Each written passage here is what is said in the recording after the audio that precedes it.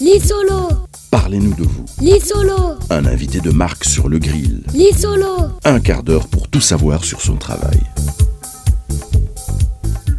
Amis de l'émission Lissolo sur Radio Mboté, j'ai le plaisir de vous retrouver une fois encore en ce début de 2024 pour vous présenter un événement, un grand événement qui va avoir lieu ici à Bruxelles au début du mois de février. Et pour en parler, j'ai fait venir un invité, et cet invité, bonjour Achaïsso Ambali.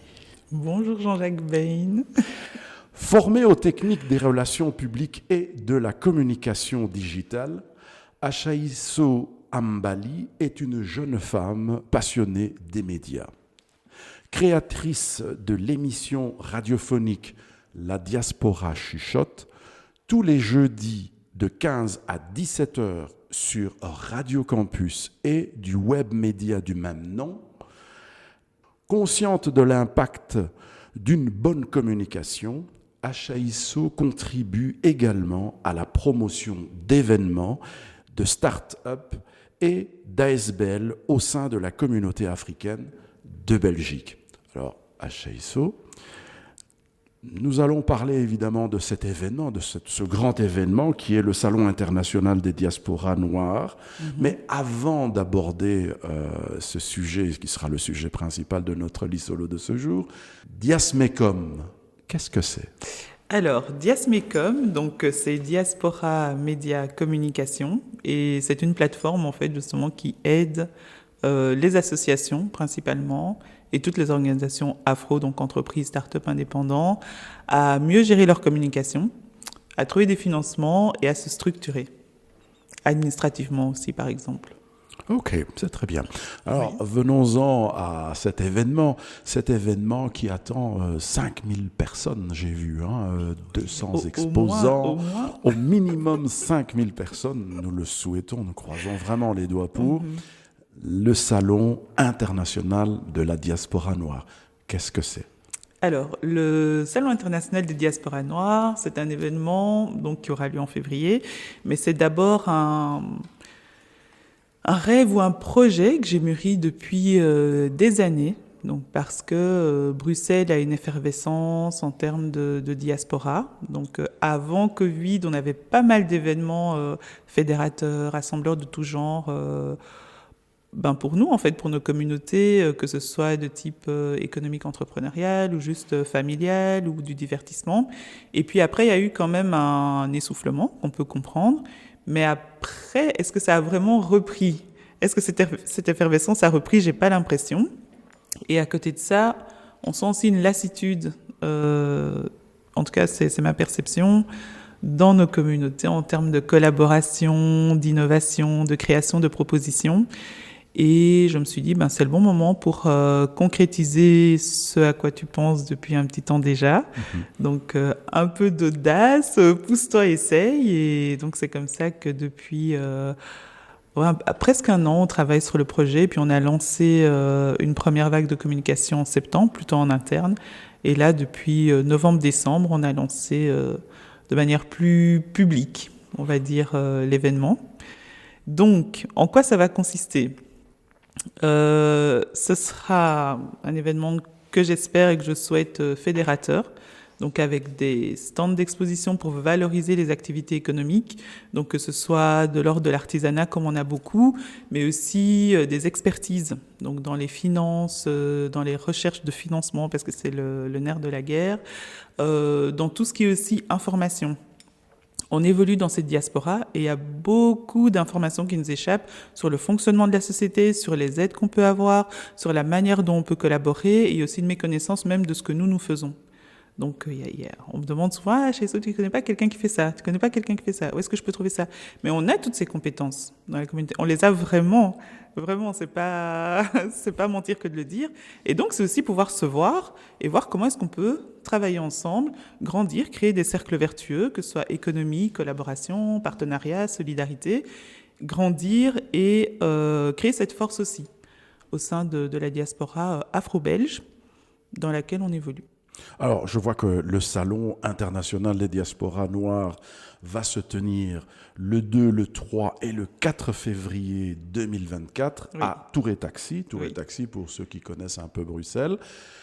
C'est pas très loin de nos studios Tout à fait. d'ailleurs, hein, c'est pas très loin. Ouais.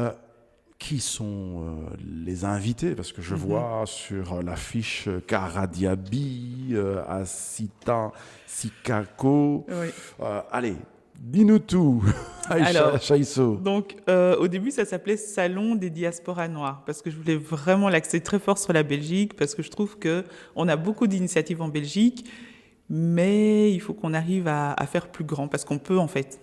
Et petit à petit, à force d'aller voir ailleurs ce qui se passait, j'ai aussi rencontré donc d'autres personnes, dont Belle Jones, qui viendra des États-Unis, Christian Zella, qui vient de France, donc qui est le cofondateur de Nofi, du média Nofi, Asitan Sissako, qui est expert business en afro-business, qui vient du Mali, et Cara Diaby, qui vient de Côte d'Ivoire. Et puis on a derrière aussi le DJ, donc qui va animer la soirée du 2, DJ Molody, qui vient d'Afrique du Sud, et Laminso, qui vient du Sénégal, mais qui a grandi entre Paris et Bruxelles. Et donc c'est comme ça que c'est devenu international. Les stands aussi, il y a énormément, il y a une réponse massive des Français, même en termes de public qui répondent massivement, parce que, et je l'ai appris là en travaillant sur l'événement, la diaspora afro-française a un œil très affûté sur la diaspora belge. Sans mentir, ils nous envient énormément. Parce qu'ils disent on oublie souvent que Bruxelles est la capitale de l'Europe. Oui, nous, c'est parce qu'on vit dedans qu'on ne se rend pas vraiment compte. Exactement. Mais on est au centre de l'Europe. Exactement. Qu'on ne se rend pas compte des possibilités qu'on a. Et même quand on discute avec eux et d'autres, ils disent « mais vous avez tout, en fait. Et on ne comprend pas pourquoi vous ne bougez pas. » Et donc, massivement, ils ont répondu, ils ont fait confiance, et ça a été très vite. Et il y a même une autre mentalité dans le travail que j'ai pu découvrir. Donc, c'est pour ça que c'est international. Et j'espère que, voilà, nous, en tant que diaspora afro-belge, on va tout faire pour leur montrer qu'en fait, on est là, quoi. Vous êtes les bienvenus, mais on est là. Alors, encore une question maintenant plutôt organisationnelle. Oui. Comment ça se passe concrètement? Concrètement, pour venir au salon? Oui. Alors, il y a le site donc diasmecom.com, il y a un / salon international, là vous avez toutes les infos donc pour venir, l'entrée est gratuite.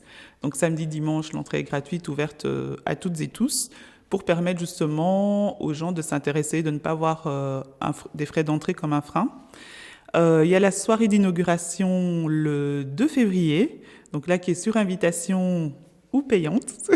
Ceux qui ne sont pas invités, voilà, s'acquitteront des frais d'entrée. Et il y a des masterclass. Donc, parmi les gens que j'ai cités, il y a des masterclass, il y a des conférences.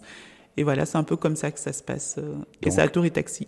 Et qu'est-ce qu'on entend par masterclass? Alors, les masterclass, donc, ce sont des personnes qui vont venir développer leur expertise devant un public avec possibilité d'interagir très directement, pas seulement sur les réseaux, pas forcément par mail, pas forcément à distance, mais vraiment de leur poser concrètement. En présentiel, quoi. Oui, en présentiel.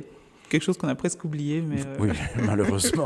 Et donc, à la suite de cela, peut s'établir des contacts. Oui, des prendre le échanges. contact, et peut-être avoir des suivis, et peut-être qu'il y aura des coups de cœur sur des projets, et ils pourront travailler ensemble. C'est vraiment l'objectif de se voir, de se rencontrer, de voir qu'est-ce qu'on peut faire ensemble. Donc, je rappelle que le Salon international des diasporas noires va se tenir à Bruxelles, à Tour-et-Taxi, le 2, le 3 et le 4 février 2024.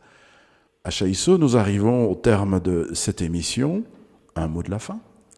Alors, merci déjà de m'avoir invité, de m'avoir accueilli dans les studios de Radio Beauté. Je suis très contente d'être là, franchement, c'est une vraie fierté. Et bienvenue au salon, donc c'est la première édition, c'est à Bruxelles, on travaille dur pour que ça se passe bien, que tout le monde se sente accueilli et bienvenu. L'entrée est libre, donc voilà, c'est pas un frein, les enfants aussi sont les bienvenus. Et rencontrons-nous, retissons la confiance et créons cette super économie afro-diasporique qu'on mérite et dont on a besoin.